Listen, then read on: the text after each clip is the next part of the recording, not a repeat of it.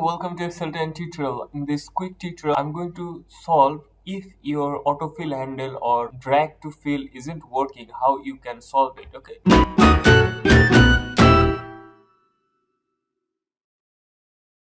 Now take a look at here. We have one, and if I want to drag this, there is no autofill handle here.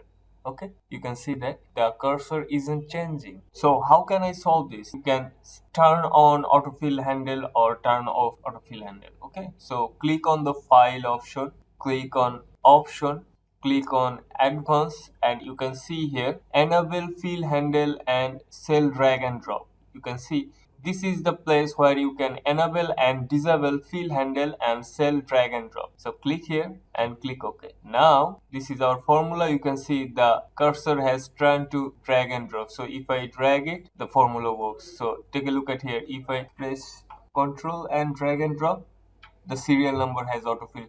This is what I wanted to show you. This is how you can enable autofill and drag and drop in Microsoft Excel. Hope you understand. Hope your problem is solved. Keep learning. Thanks for watching. Don't forget to subscribe.